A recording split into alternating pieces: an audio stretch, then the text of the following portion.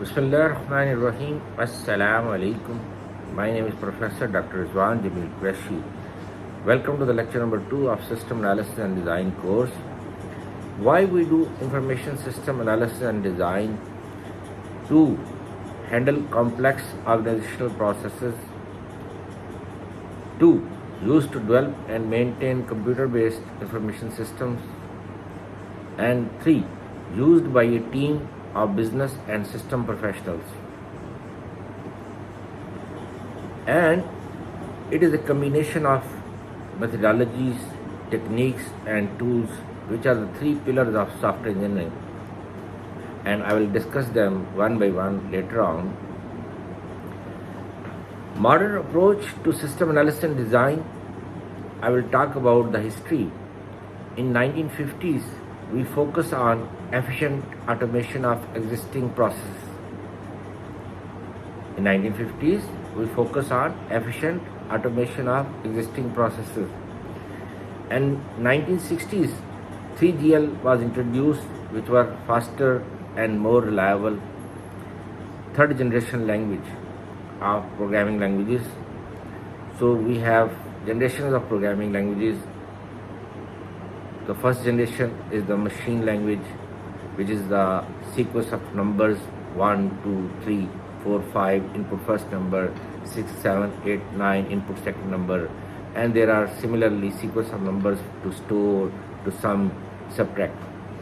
And it was very difficult. Because of that, assembly language was introduced, and it is the second generation of programming languages. Assembly language, we have symbolic code like load, first number, add, second number, store, sum, skip, jump, go to. These are few examples of assembly language. And then 3GL was introduced, third generation of programming languages, which is like the common daily life English statements, sum is equal to num1 plus num2, and Java, Visual Basic, C, C++, COBOL, Pascal. These all are examples of third generation programming languages. Then modern approach to system analysis design in 1970s.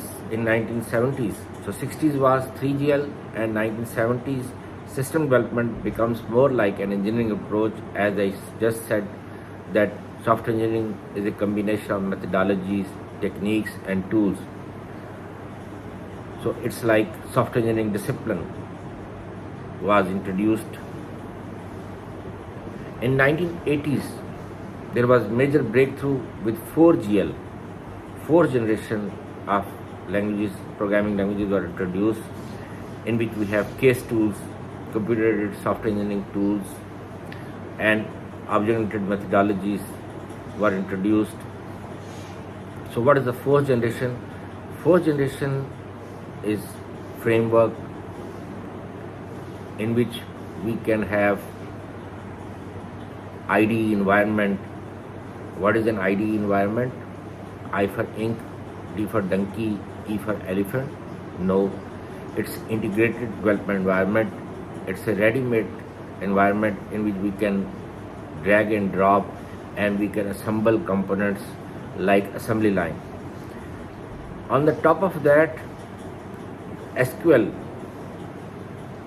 S for Superman, Q for Queen, L for line, structured query language was introduced, which is the standard database programming language, and PLSQL was introduced. So we have case tools, and there are types of case tools. We have uppercase tools, we have lowercase tools, and we have cross lifecycle case tools. So what is uppercase tool? The tools we use up to the design phase, up to the design. That means during planning, analysis and design, these tools are called uppercase tools, like Microsoft Visio, eRwin. People call it Erwin. It's not Erwin, it's eRwin, entity relationship for Windows. Then we have lowercase tools, the tools we use during the design and implementation phase or post implementation, like programming languages, the 3GL, the high level programming languages. So we have two categories. We have low level programming languages and we have high level programming languages. So low level machine and assembly fall under the low level, whereas high level is the 3GL programming language, third generation. Then 1990s focus on system integration, graphical user interface applications, client server platform, internet based applications, and the current century is web application, wireless, PDA, mobile app based applications. Then we have two types of software. We have system software and we have application software, and we call them categories, not types. The system software, the software that is developed to provide services to other software, whereas application software is developed to provide services to end users. So when I talk about system software, there are several examples like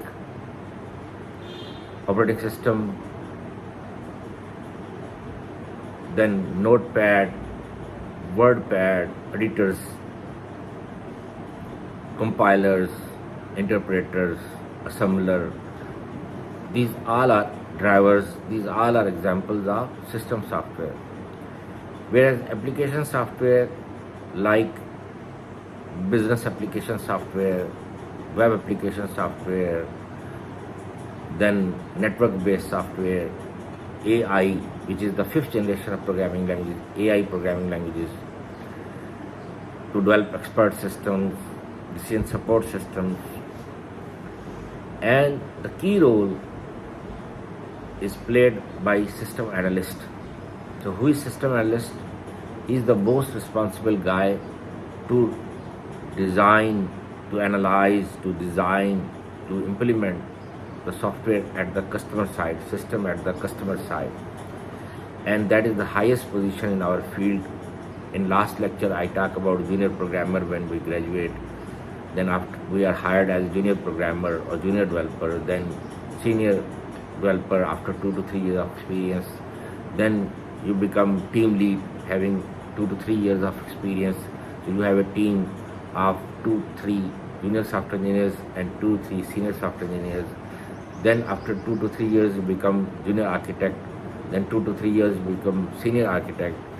Then 2 to 3 years you become junior project manager, then senior project manager, then junior system analyst and the senior system analyst. That is the highest position and highest paid salary to the system analyst, like for example 150,000 plus dollars, not rupees or real.